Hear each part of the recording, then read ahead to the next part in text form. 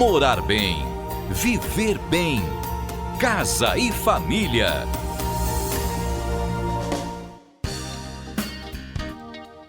Agora, 10 da manhã, 26 minutos, hora oficial de Brasília. Comando da Esperança tem uma pergunta para ti.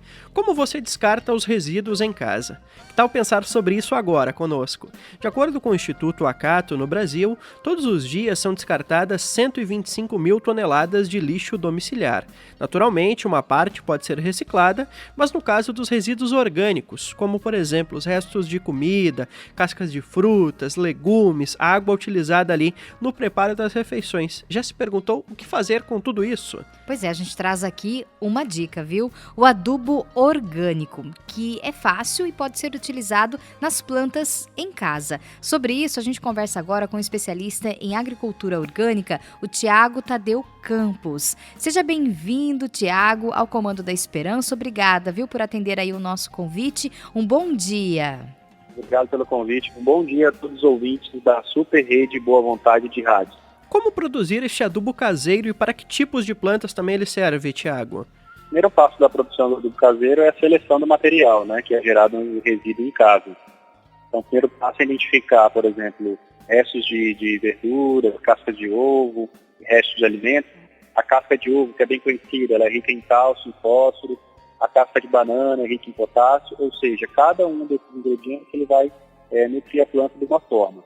E aí o nosso ouvinte pode estar utilizando isso na sua residência para adubar, por exemplo, uma horta caseira que ele tenha, uma horta orgânica caseira, ou até mesmo um vaso de temperos que ele tenha também em casa, ou até mesmo o jardim, Também é bastante utilizado em gramados, em flores, ou até mesmo frutíferas também, como no caso, por exemplo, do mamão, da banana, ou até mesmo do café. Eu tenho um blog que é tiagoorganico.com. E nesse blog eu coloquei lá 2 adubos que eu chamo de adubo rural, que são para produtores, e o adubo orgânico caseiro. E lá você consegue baixar a fórmula e utilizar os ingredientes que tem na sua residência, para poder fazer então a adubação das plantas, tanto elas comestíveis ou ornamentais, que seria o caso do jardim. Certo. Agora, aqui a gente tem uma pergunta, Tiago. A Marieta Antunes de Canoas disse que passa café em grande quantidade. Ela tem uma samambaia, tem também uma orquídea, gardênia e palmeira de jardim. E quer saber se pode reutilizar a borra de café, então, para adubar essas plantas. Pode sim, ela é riquíssima em nitrogênio. No caso da samambaia, o mais recomendado é fazer uma diluição de 3 partes de água para uma de borra de café e fazer a pulverização foliar, porque a samambaia ela absorve pelas folhas esses nutrientes.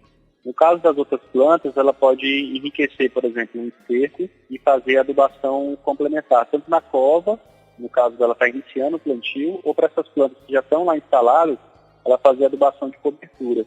O que seria isso? Ela está misturando essa borra de café com esterco e compostando e jogando ao lado das raízes ali, para que a planta possa absorver isso e se alimentar desse nitrogênio que tem na borra de café. O que ocorre é que, como a borra de café ela não está estabilizada nem compostada, ela pode fornecer um pouco mais de comida do que a planta precisa e essa planta desequilibrar e chegar a ter uma doença. A recomendação é usar ela diluída na água para que ela fique mais fraca ou compostar ela para que aí depois possa utilizar na nutrição das plantas. Bom, nós agradecemos aqui a pergunta da nossa ouvinte Maria Antunes, da cidade de Canoas. Marieta. E a Marieta Antunes, da cidade de Canoas, desculpe. E também uma outra dúvida que chega aqui, Tiago, é da nossa ouvinte Maria Ribeiro, aqui de São Leopoldo, região metropolitana de Porto Alegre. Com as cascas de ovos, como elas podem ser utilizadas aí na adubação orgânica?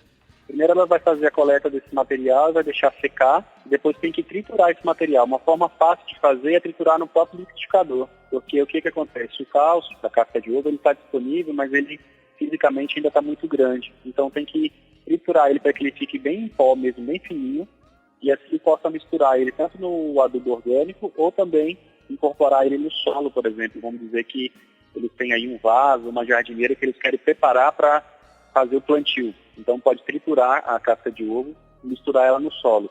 E também tem uma dica de pegar a casca de ovo e fazer com ela um adubo líquido misturando com vinagre, que o vinagre vai ajudar a retirar e a disponibilizar esse cálcio também. Então, são 3 formas básicas de usar ela, tanto ele triturado diretamente no solo, ou ele compostado, ou ele líquido com vinagre. Sim. Nossa, uma dica bem interessante realmente, Tiago. Agora, o que fazer, né, para que a planta absorva aí uma maior quantidade de nutrientes? Uma coisa importante que eu gosto de falar para quem quer começar a produzir seu próprio alimento, já produz, é que a raiz da planta é a boca da planta, né? Então é por ali que ela absorve os nutrientes, ou seja, vai ser necessário ter um substrato, uma terra fértil, para que essa planta se desenvolva. E a raiz da planta, ela respira. Então não adianta colocar uma semente ou uma planta, uma muda, num solo que esteja muito compactado. Então o primeiro passo é que esse solo seja poroso, e é onde entra a parte da mistura, por exemplo, do solo, com alguns materiais mais como carvão, que deixa o solo mais fofo. A parte nutricional, que são os 3 principais nutrientes, esterco, com fonte de nitrogênio, um fósforo, que seria, por exemplo, um iorim, um pó de rocha, que a pessoa pode utilizar, no caso a farinha de osso também, e uma cinza, que seria um potássio. Então, assim, o que é uma planta sadia? É uma planta que tem uma raiz que está respirando, que ela absorve a água e que, através dessa absorção de água dela, os nutrientes chegam até os órgãos da planta, que é o caule, a folha, a flor e o fruto. Então, com isso, você vai ter uma planta mais sadia, mais equilibrada, e o seu alimento final, quando você consumir, também vai enriquecer muito a alimentação. Ah, sim. E, Tiago, existe alguma coisa que não deve se pôr na planta, algo que a gente não deve pôr nesse adubo caseiro? Uma coisa interessante é que, por exemplo, separar a carne para fazer a minha textura, porque senão elas acabam depois predando umas às outras. A casca de laranja, de limão, a parte cítrica, também deve ser retirado da parte da compostagem com minhocas, tá?